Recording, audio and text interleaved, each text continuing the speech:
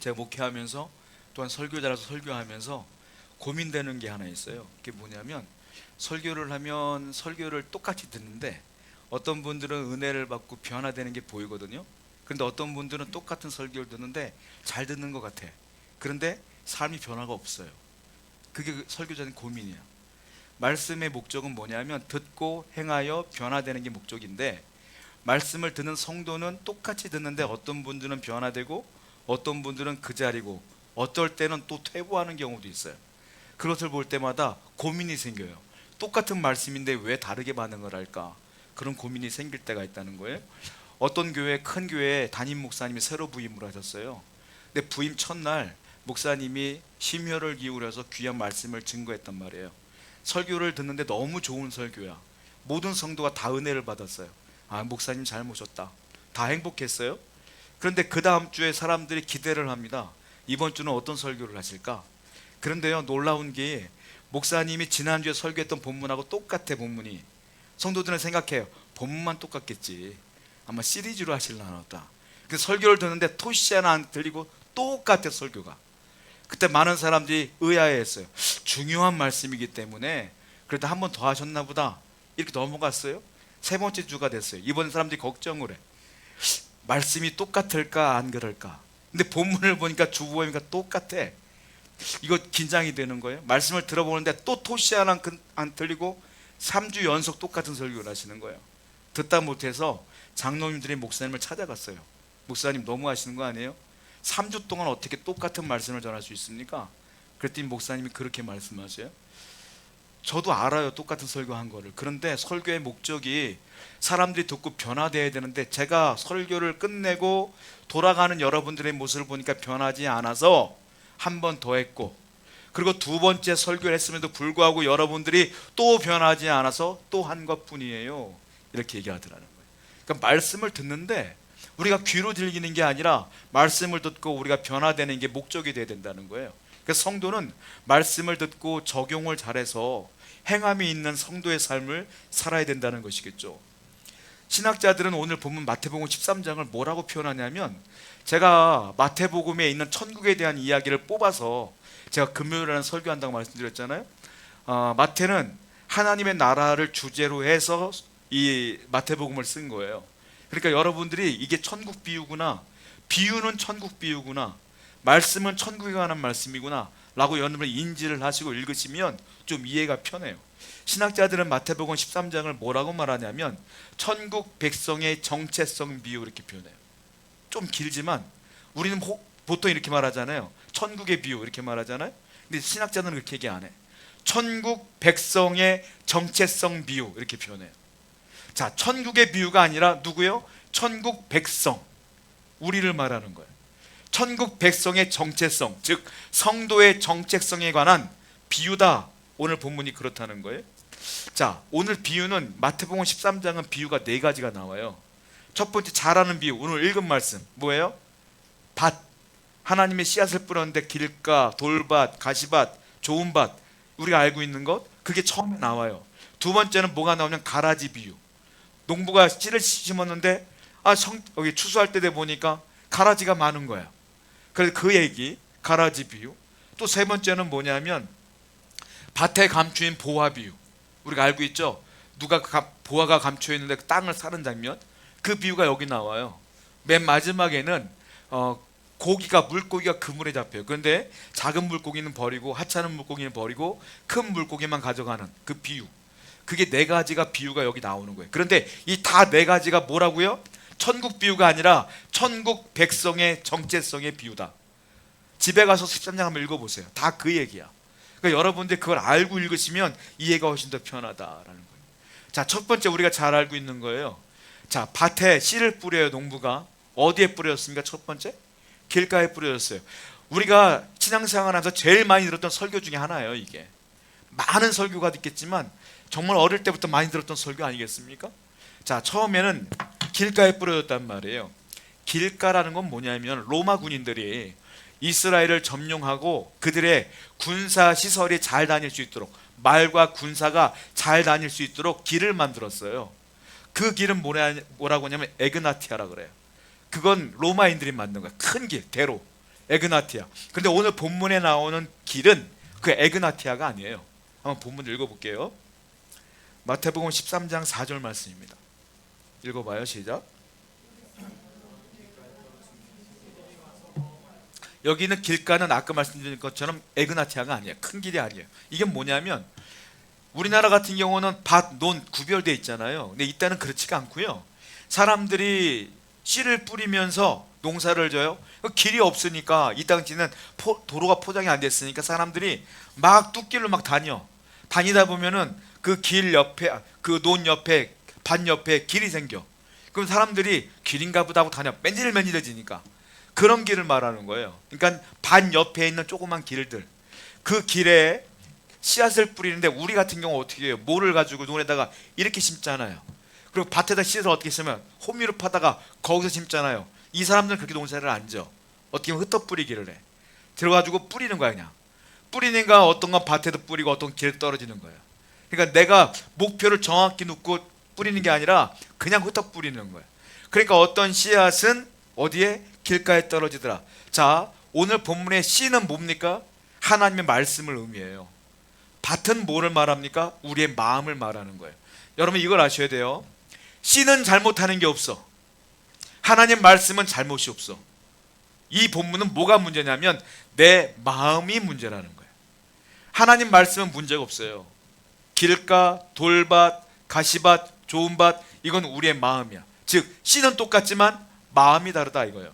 그러니까 천국 백성의 정체성이라는 건 뭐냐면 어떤 마음을 품고 살아갈 것이냐, 이걸 하나님께서는 얘기하고 있다는 거예요. 자, 어떤 씨앗이 길가에 뿌려졌다는 겁니다. 자, 19절 말씀 한번 읽어보겠습니다. 시작. 아무나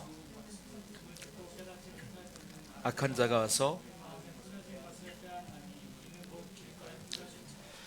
예수님께서요 씨 뿌리는 비유를 얘기하시고 그 부분을 해답과 해설을 해주셨어요. 지금 아까 13장 4절은 길가에 뿌려졌다 이 말이고요. 지금 13장 19절 말씀은 길가에 뿌려진 것이 어떤 의미인지 예수님이 설명해 주신 거예요. 자, 길가에 뿌려진 건 어떤 거냐면 천국 말씀을 들었어요. 여러분도 듣고 똑같이 듣는 거야. 들었어. 그런데 깨닫지 못했다 이거. 듣긴 들었는데 뭔 말인지 모르겠는 거야. 그러니까 멍하니 있고 듣긴 듣는데 무슨 말인지 모르고 그냥 돌아가는 거예요. 예배 때. 그런 분들을 말한다.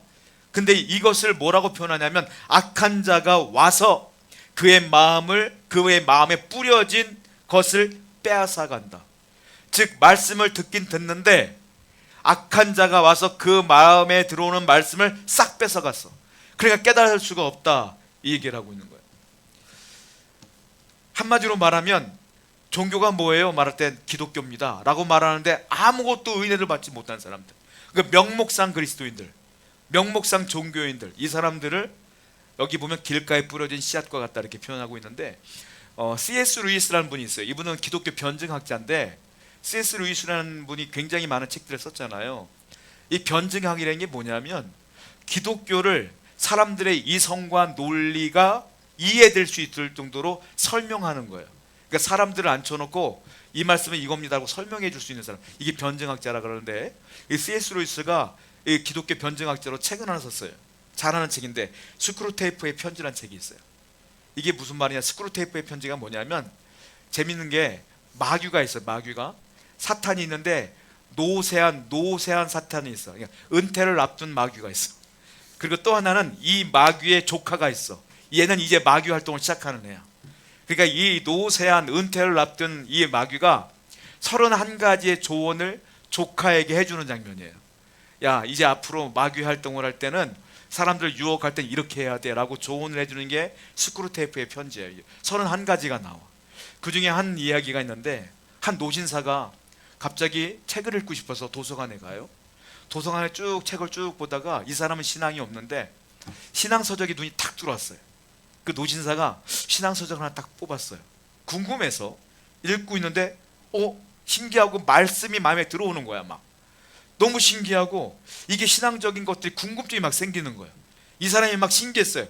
그런데 갑자기 여기 시계를 보니까 점심시간이 다 된 거야. 궁금해지는데 점심시간 놓치면 점심 못 먹는데 하고 이 양반이 다음에 보지 하고 딱 덮고 점심 먹으러 갔어. 그리고 점심이 끝난 뒤에 아까 궁금했던 신앙 서적이 생각났어요. 다시 도서관으로 가려고 하는 순간에 바쁜 일이 생겼어. 그러니까 이 사람이 바쁘다, 다음에 보지 뭐 하고 바쁜 일을 처리하다가 보니까 그 신앙 서적에 대한 일을 까맣게 잊어버려서 신앙을 못 갖게 되었어요. 그런데 그 뒤에 이 할아버지 마귀가 씩 웃고 있는 거예요. 그 장면이 나와요. 이게 뭐냐? 길가에 뿌려진 씨앗이라는 거예요. 뭡니까? 그 뒤에 누가 있다? 마귀가 있다.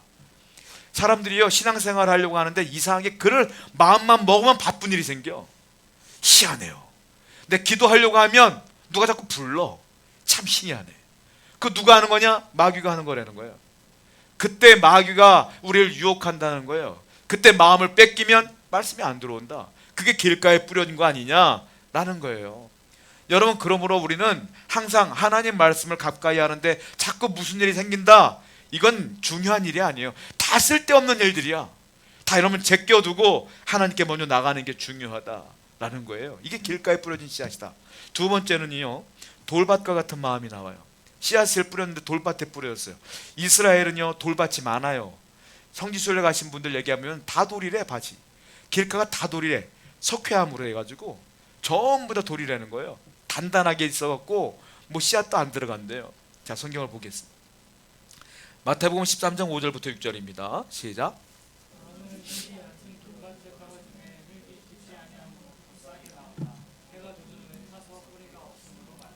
돌밭에 뿌려졌는데 뿌리가 내려가긴 내려가는데 돌 밑에 돌이 있으니까 깊게는 못 내려가는 거예요. 그래서 어떻게 해요? 시간이 흐르니까 햇빛에 다 말라서 타버린다. 이 부분을 예수님이 해석을 해주죠. 뒤에요. 마태복음 13장 20절과 21절입니다. 시작. 돌밭에 뿌려졌다는 것은 뿌리가 없어 잠시 견디다가 말씀으로 말미암아 환난이나 박해가 일어날 때는 말씀을 들을 땐 기뻐, 은혜도 받아. 그런데 문제가 뭐냐면 환난이 오거나 고난이 오거나 어려운 일이 오거나 절망이 오거나 일이 잘 안 되거나 그런 일이 벌어지면 어떻게 되느냐 하면 그때 넘어진다, 이거예요. 뿌리가 깊지 않기 때문에 넘어진다. 일시적으로는 행복하고 신앙생활이 기쁜 것 같지만 무슨 문제만 생기면 교회 가는 것보다는 아유 하나님 믿어도 소용없네 하고 넘어지는 경우가 많다라는 거예요. 이런 분들은 누구냐? 비상적 그리스도인들. 겉으로는 그리스도인들이야. 근데 그 속은 없어. 고난을 못 참아, 어려움을 못 참아, 인내력이 없어. 이런 분들을 얘기하는 거예요. 존 버넌의 철로 역정을 보게 되면, 철로 역정을 보면 전도자가 나오거든요. 그 전도자가 멸망의 도시에 살고 있는 크리스천에게 복음을 전해요. 그때 그 크리스천이 그 복음을 듣고 순례의 길을 떠납니다. 철로 역정을 읽어보세요. 성경 다음으로 많이 팔린 책이에요. 철로 역정을 떠나는 거예요. 이제 그 철로 역정이야. 순례자의 길을 크리스천이 떠납니다. 한참을 떠나는데 동료를 만났어요. 그 동료의 이름은 뭐냐면 변덕이라는 사람이야. 어떤 철로 역정은 변덕이라고 해석됐고, 어떤 철로 역정은 연약, 어떤 사람은 연약, 어떤 사람은 약함, 이렇게 번역이 된 경우도 있어요. 변덕, 이 변덕을 만나요. 그리고 이 변덕이 얘기를 들어요. 나도 당신과 함께 그 영원한 행복을 누리고 싶어요. 같이 갑시다 해서 크리스찬과 변덕이 같이 순례길을 가요. 그런데 절망의 늪이란 곳에 들어가게 되는데 거기서 너무 심한 고난을 당해요. 이 두 사람이 어려움을 당해요. 크리스천은 힘들어도 어려워도 꿋꿋하게 건너가려고 하는데 이 변덕이라는 사람은 소리를 질러요. 아니 당신과 함께 가면 행복이 있다며요, 평안함이 있다며요. 지금부터 시작하자마자 이렇게 어렵다면 어떻게 영원한 평안을 누릴 수 있겠습니까? 저는 못 가겠습니다 라고 해서 다시 멸망의 도시로 변덕이 흘러갑니다. 돌아가요. 이게 누구냐? 이게 돌밭의 크리스천이라는 거예요. 어려움을 만나면 절망해버리는 거예요. 어려움을 만나면 고난이 있으면 예전으로 돌아가는 거예요. 그런 분이 있잖아요. 예수 믿으면 잘 될 줄 알았는데 고난이 있네, 힘든 일이 있네. 기도하면 잘 될 줄 알았는데 어려움이 있네. 그때마다 무너지고 힘들어지고. 이런 분들은 돌밭의 신자다, 이 얘기예요. 예수님은 그래서는 안 된다, 그 얘기를 하고 있어요. 예전에 요즘 얘기를 들어보니까 중국 선교사님들이 많이 추방당했대요. 요즘도 중국에서 크리스찬 선교사님들을 많이 착출해서 다 추방시켜버린대요. 옛날 문화혁명 시절 때 그런 일이 벌어졌거든요. 선교사님들 다 내쫓았거든요. 중국이. 어느 날 외국인 선교사님께서 중국 사람들을 모아다가 복음을 증거하다가 문화혁명 때 추방을 당하게 된 거예요. 그때 마지막으로 중국 그 전도한 사람들 가운데 리더격인 사람을 불러요. 부르고 내가 이제 추방당할 것인데 당신이 이 사람들을 맡아야 됩니다라고 이제 조언을 해주고 얘기를 해주려고 불러요. 그러면서 뜨거운 차를 한 잔씩 마십니다. 차를 마시면서 그 얘기를 해요. 제가 떠나도 이 교회 공동체를 잘 운영할 수 있겠습니까? 이 성도들을 위해서 기도할 수 있겠습니까? 말씀을 잘 전할 수 있겠습니까? 전 걱정입니다 라고 선교사님이 얘기했더니 이 중국 리더가 이렇게 얘기를 해요. 선교사님, 걱정하지 마세요. 지금 우리가 먹는 차 보십시오. 뜨거운 차에 이 차에 뜨거운 물을 부어야지 찬물이 우러나오는 것처럼 우리 중국 선교사님이 떠나신 다음에 우리 교인들도요, 고난이 있어야 누가 진짜인지 누가 가짜인지가 구별될 거예요. 남아있는 사람들과 우리 목숨 걸고 이 신앙을 지킬 겁니다. 걱정하지 마세요 라는 얘기가 있어요. 여러분, 그래요. 진짜 성도는요, 뜨거운 물이 있어도 견디는 거예요. 고난이 있어도 잘 참는 거예요. 가짜는 고난이 있을 때마다 흔들려. 진짜는 흔들리지 않아. 영원한 것을 바라보는 여러분 되길 축원드립니다. 이게 누구냐? 돌밭에 뿌린 사람들이다. 흔들리는 사람. 세 번째, 가시떨기 마음이 있어요. 가시떨기에 뿌려진 씨앗은 뭘까요? 자, 본문 13장 7절입니다. 시작. 더러는 가시떨기에 떨어졌어요. 근데 거기는 밭도 좋지만 뿌리를 내렸는데 올라가야 될 거 아니에요.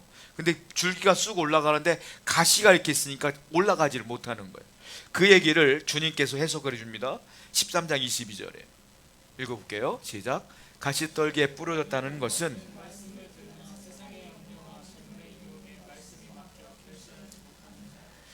세상의 염려와 재물의 유혹 때문에 말씀이 결실을 못 맺는다. 이 말은 무슨 말이냐면 세상의 물질, 세상의 것들에 관심이 많다는 거예요. 신앙인이면서. 그러다 보니까 열매를 맺을 수가 없다라는 거예요. 자, 돌밭도 마찬가지고요, 가시밭도 마찬가지고요. 둘 다 공통점이 있어. 뭡니까? 말씀을 잘 들어.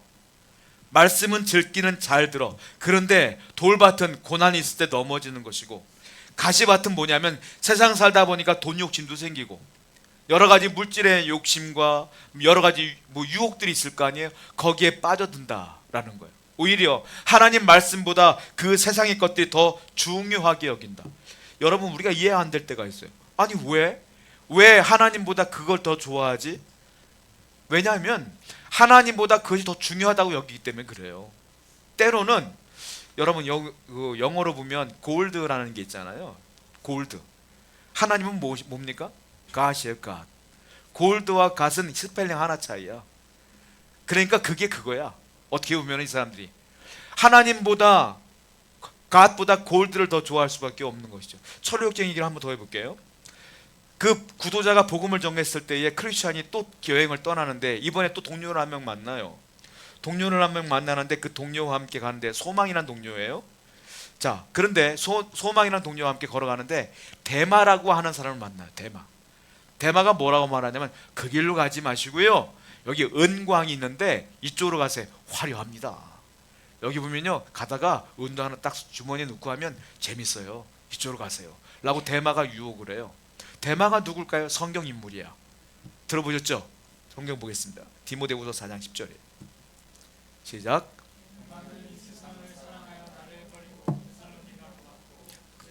갈라디아로 디도는, 데마는 누구냐? 바울이 하는 말이에요. 지금 데마는 나와 함께 복음을 증거하다가 세상을 사랑하여 나를 버리고 데살로니아로 갔다. 데마는 누구냐? 세상 사랑하는 사람. 하나님의 복음보다 세상을 더 사랑한 사람이 데마예요. 그러니까 철로역정도 데마가 그냥 원본 이름 그대로 나와. 데마가 은광으로 유혹을 해요. 여러분, 우리가 신앙생활 할 때 두 가지 유혹이 있어요. 하나는 고난 때문에 무너져. 하나는 세상의 물질 때문에 무너져. 이 두 가지가 항상 우리에게 문제인데 그 성경은 돌밭과 가시밭으로 얘기하더라. 항상 어떤 일이 있어도 세상 그 어떤 것보다 하나님이 가장 중요해야 될 줄로 믿어요. 그 믿음이 중요하다라는 거예요. 그러면 좋은 땅이 남았어요.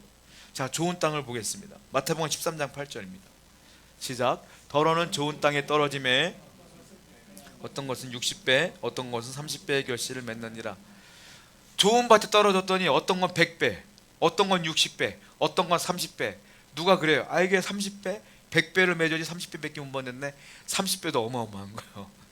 100배, 60배, 30배를 맺었어요. 근데 우리가 중요한 게 있어요. 좋은 밭은 다 이렇게 맺나?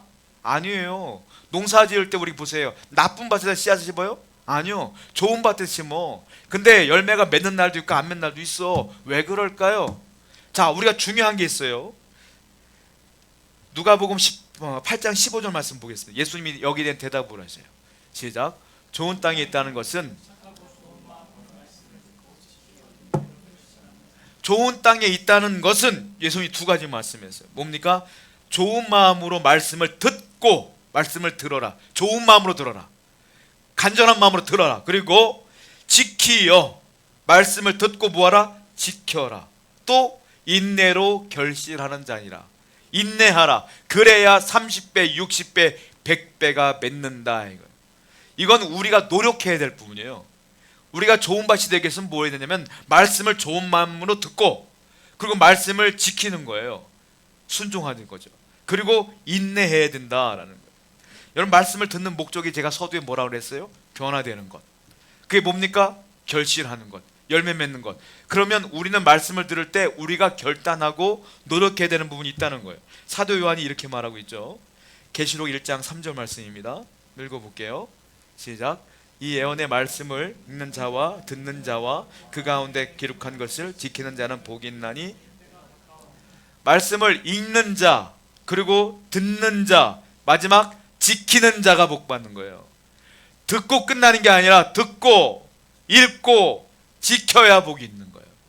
그러니까 우리에게는 마지막이 중요한 게 있는데 지키는 게 중요하다라는 거예요. 자, 돌밭도요 말씀을 잘 들어요.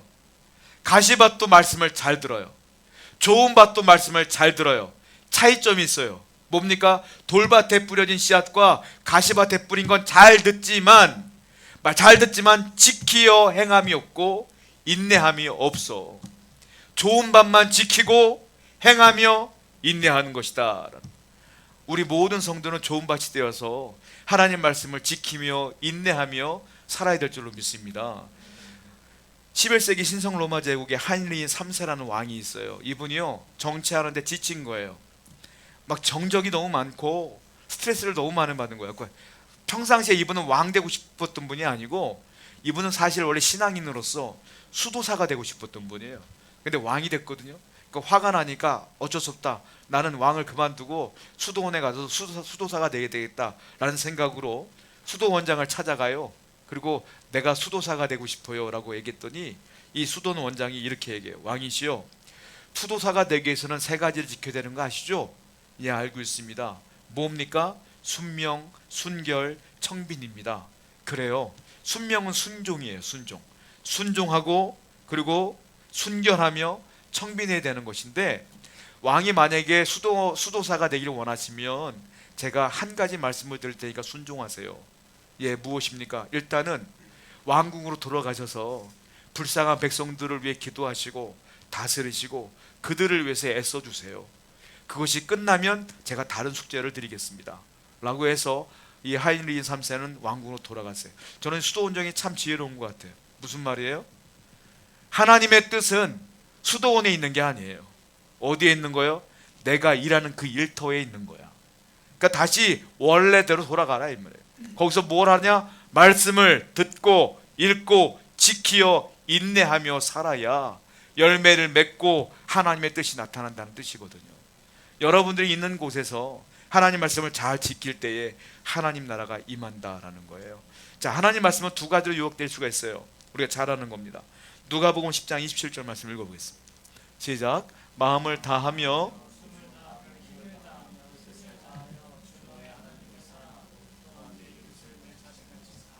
말씀을 듣고 지킨다는 게 뭡니까? 하나님을 사랑한다는 거예요. 그리고 말씀을 지키며 이웃을 사랑하는 거예요.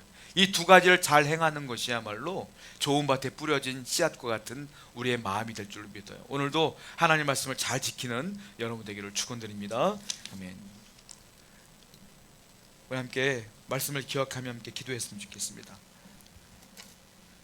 하나님의 말씀을 기억하시면서 주여, 가시밭이 아니라 돌밭이 아니라 길가가 아니라 좋은 밭에 뿌려진 하나님의 백성이 되어서 우리가 항상 이 정체성을 놓치지 않도록 도와주시며 오늘도 하나님의 은혜 가운데 순종하며 살아갈 수 있도록 인도하여 주시옵소서. 함께 고백하며 기도하며 하나님께 나가도록 하겠습니다.